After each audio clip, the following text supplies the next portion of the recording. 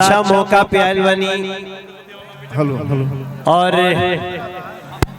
हमरा के सबसे ज्यादा जो चीज अगर इस संसद चलता फिर भी छोड़ छाड़ के आइला मजबूर के बा। हेलो हेलो हेलो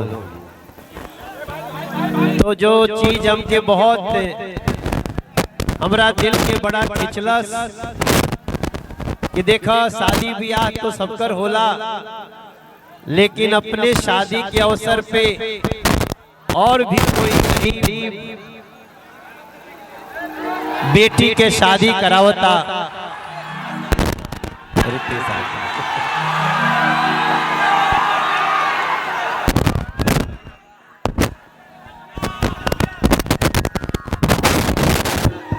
रितेश खातिर ताली बजा दी। अभी आगे बढ़ा, अभी आगे बढ़ा। हम और रितेश पांडे जी हमनी के बनारस से संगई आवत नहीं जा। थोड़ा देर खातिर हमरा बीच में भभुआ जाए के पड़ल, तो अंकुश राजा के विवाह में कितना बेटी के शादी करौला? 11 बेटियों की शादी कराए हैं। हम सबको ताली बजा के स्वागत करना चाहिए, जेकर जेकर हाथ खाली बा। और सही मायने में तो इलाइन सही बा। और रितेश बाबा भी आई गिल बड़े, समर भाई भी बाड़े, आस्था भी बाड़ी, और ये कलाकारन के पूरा कुंभ लागल भाई। तो हम तो यही खातिर हम कहिला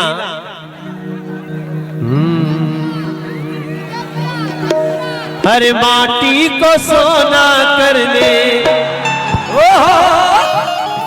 ओ माटी को सोना करने, ये हमनी के धरती है ऐसा नहीं भाई। अरे माटी को सोना करने वाली कलाकारी है जी। हाँ हम बिहारी हैं जी, और थोड़े संस्कारी हैं जी।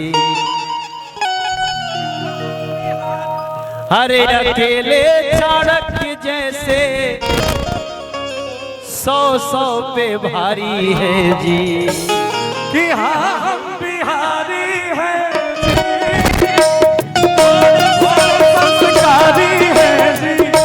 हाँ हम बिहारी हैं जी, थोड़े संस्कारी हैं जी।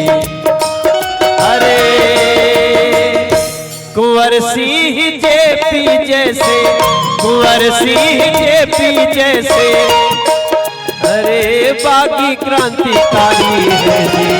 हाँ हम बिहारी है जी, थोड़े संस्कारी है जी। हाँ हम बिहारी है जी, थोड़े संस्कारी है।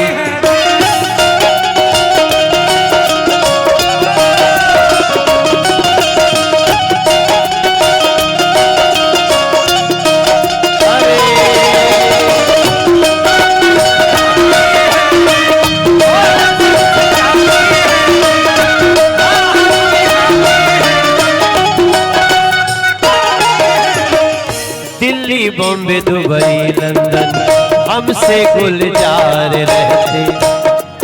अरे सूरीनाम मॉरिशस के खेत भी कहानी कहते। दुनिया में जहाँ भी जाते हैं हम मेहनत से छा जाते हैं। जहाँ भी जाते हैं हम मेहनत से छा जाते हैं। दुनिया में जहाँ भी जाते हैं हम मेहनत से छा जाते हैं। अरे धरती के कण कण के, धरती के कण कण के दिल से आभारी है जी। हाँ बिहारी है जी, थोड़े संस्कारी है जी। हाँ बिहारी है जी, थोड़े संस्कारी है जी। सही मायने में तो ये बात बा। और रउआ सब जितना लोग यहाँ आयल बनी जा, जितना लोग जहाँ जहाँ हमारा आवाज जाता, जेकरे जेकरे हाथ में मोबाइल बा, हल हल सब लाइव प्रसारण हो रहा बाटे। और मीडिया के भी बहुत चैनल देखत नहीं सामने। सही मायने में पूछी तो अंकुश राजा हमन के भी एगो रास्ता दिखौले बाड़े कि अगर हम शादी करत तानी तो कुछ और गरीब परिवार के भी सहारा बनल जा सकेला। और एक हाथी ना अंकुश बाबू राजा तो लोग के बहुत बहुत आशीर्वाद। और यही सब बात से इंसान के एगो नया पहचान बनेला। रितेश बाबू कैसन बनी रहो? ठीक बनी? अरे पूछी मत, एकदम दिल कर। ये हमारे बड़े प्यारे छोटे भाई हैं रितेश पांडे, और हम इनको बहुत मानते हैं। कोई ऐसा